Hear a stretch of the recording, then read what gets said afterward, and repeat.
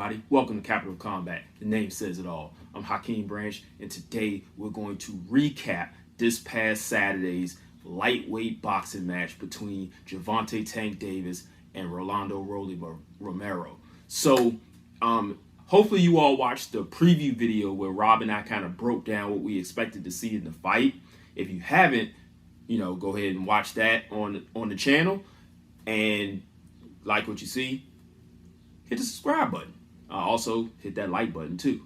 But I don't want to belabor it anymore. Let's get right into the action and talk about what we saw versus what we talked about in that preview video. So when Rob and I kind of talked about the fight, we did mention a lot of things, particularly around Romero and the style that he uses while in the ring. We did a lot of comparisons to like a Deontay Wilder, someone who is not as polished as, say, a Gervonta Davis, somebody who has an amateur background, somebody who's got experience against a various amount of styled fighters and has seasoned themselves in like the small nuances in boxing that kind of keep you from ending up the way Romero did in the end of the fight. So let's talk about how we got there. So, coming out, we had a lot of boastful talk from both guys proclaiming early knockouts. And they came out very tactical. I mean, when you got two guys who we know can crack, two guys who we know have a boxing skill to back up that power, 9 times out of 10, that's what you're going to get. It's rare that we actually see two guys get in there and really try to go into a rock'em sock'em robot, knockdown, drag out type of fight. So we got a tactical, cerebral fight with two guys who could end the night with just about any punch. Romero comes out and he's pumping his jab. And something that we talked about during the preview video, Romero pushes his jab instead of shooting it. And what we're talking about by that is like he's not snapping it with, using his body to kind of turn into it.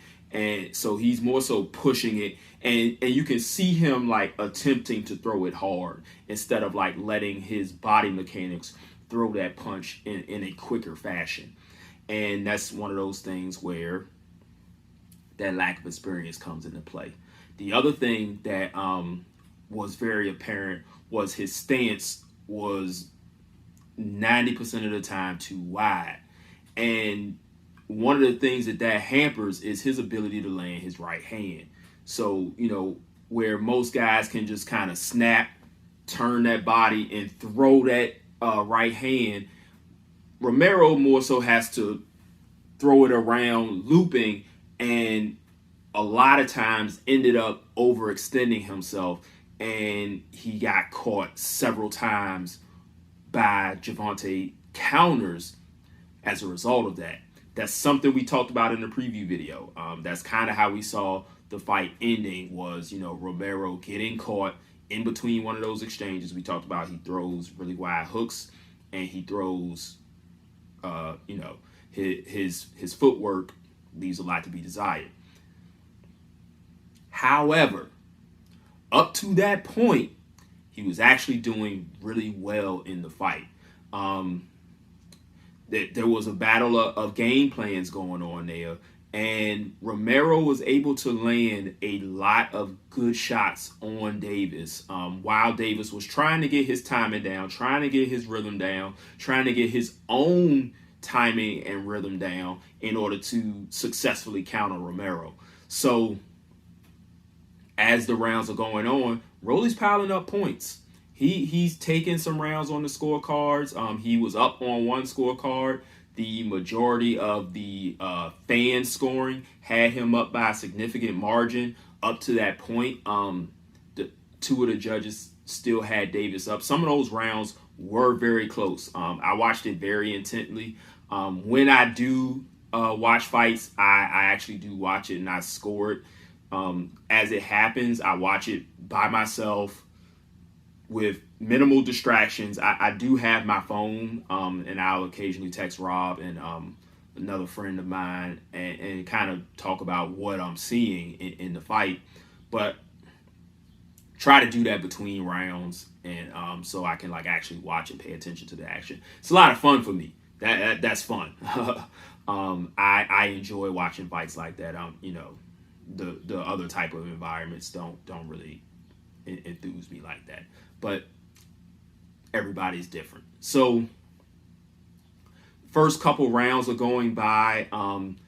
Romero was able to land a nice punch in the second round that really got Davis's attention, and you could tell because he started moving around the ring differently.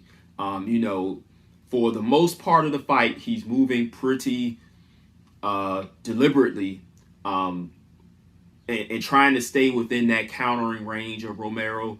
But there were a couple times during the fight where after he was hit, he was moving a little bit more frequently, and he had this look in his eyes that I really didn't like. Like he had like this wide-eyed look, like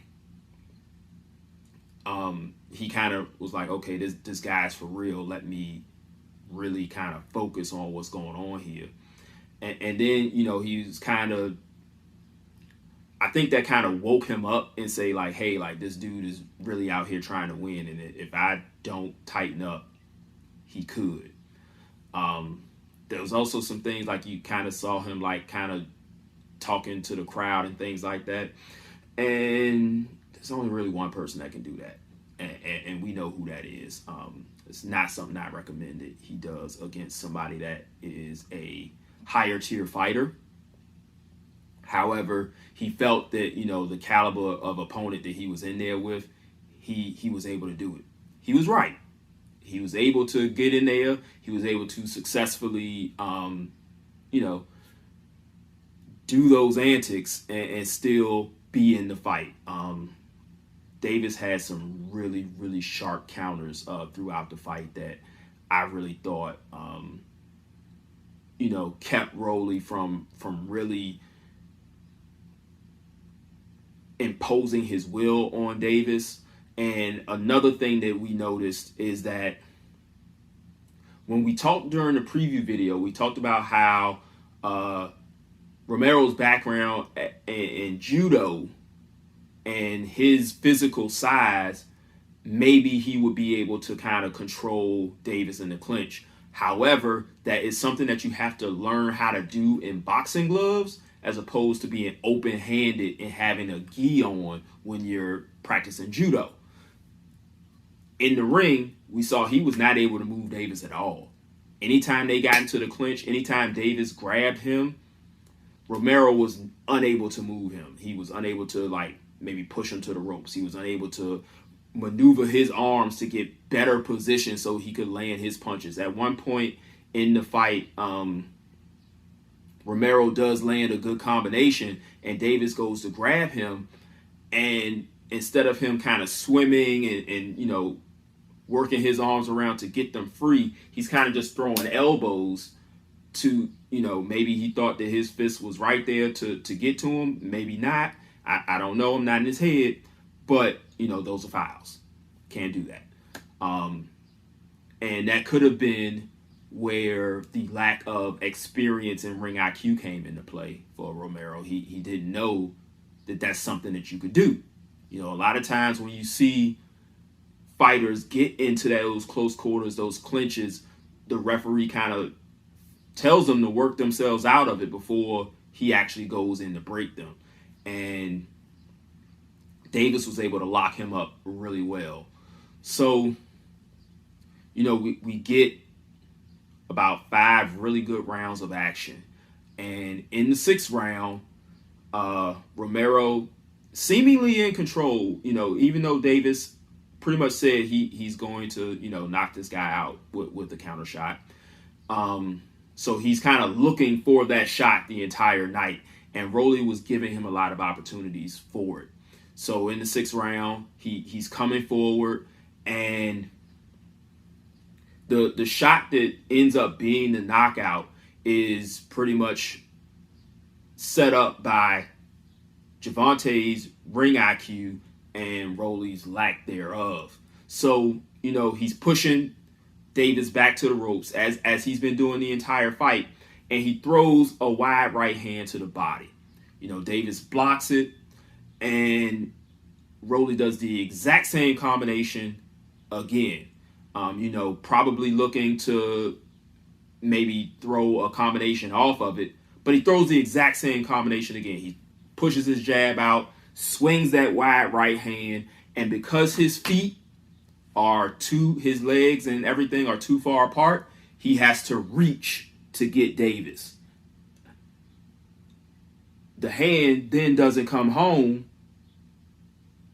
He leaves it down here to go throw another punch. You can kind of see him going with that left as he's coming in. But because he's lunged and he's leaning forward, Davis, seeing that, all he has to do is turn away, boom, and body, like in the post-fight interview, he says he didn't even throw that punch hard. He didn't need to, because Rolly's already full momentum going forward with his hard shot. He's out of position. He doesn't expect that punch to come. So all Tank has to do is move his body and use his body to put his fist where it needs to be, and boom, down goes Romero. Now, I will not lie to you all. When I watched it live, and I was like, oh man, they stopped that kind of early. But when they showed the replay and they showed that different angle, when Rolly hits the canvas and he turns over to get back up, you see his left leg kind of spasming and moving, without his conscious mind telling him that his leg needs to do that. So like kind of that muscle memory's taken in, like maybe he thinks he's still up and he's trying to move around, and he struggles to get up, and you see that back angle to where you kind of see his legs are completely gone. And as they, as he leaves the ring, as he walks to the back, he looks like he is not there. And man, what a recognition of an opening by Tank Davis. You got to give him credit for that. Now, we know that this isn't like a top tier, well-known fight in Romero, but you still have to know what you're doing. You have to know your way around the square circle in order to land that shot. So you got to give Davis credit for that. He knew that it was coming. He anticipated it, and he put himself exactly where he needed to be to get the result he needed. So big shout out to Davis. So what's next for Tank? Personally, I think that the only fight he should try to get is the winner between this weekend's lightweight fight for all the marbles between Kambosos and Devin Haney. This fight with Romero had a title on the line, but we all know that the person who has all the belts is George Kambosos. So if he wins, this is Saturday night for us, Sunday afternoon for people in Australia, he's got to fight him. If it's Devin Haney, then he should fight him. Whoever wins that fight, in my opinion, I think that's who Davis should fight. Will that happen? Long way between the cup and the lip. We don't know. We all know how boxing goes. There could be a pen with not enough ink in it, and next thing you know, they're not fighting. So we just have to wait and see. We gotta wait and see how that fight goes. He's just coming off a fight, so let's just let him have his time. So what do you all think of the fight?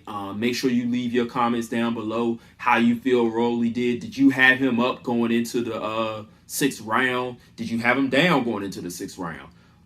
Did you peep any other, technical flaws? Did you see some things he did well? Because he did do some things well. Just let us know what you think in the comment section. Make sure you like this video, subscribe to the channel. Like we said, catch the preview video, catch our preview for the Kambosos Haney fight. Rob and I both probably going to do some videos talking about, where we've been. We haven't been making videos for a while, but we're back at it. And yeah, so follow us on social media, Instagram, Facebook, Twitter, Capital Combat, and we'll see you in the next video. Till then, fight on. This round one, and you've already lost. They don't seem to see that everything we've done is coming and cost. My fists are on fire. I perform till I perspire. My demons are in a rage. Keep thinking that it's a game. I kick crime, hurricane. I told them I don't play. I'm liquid. Black Street Fighter.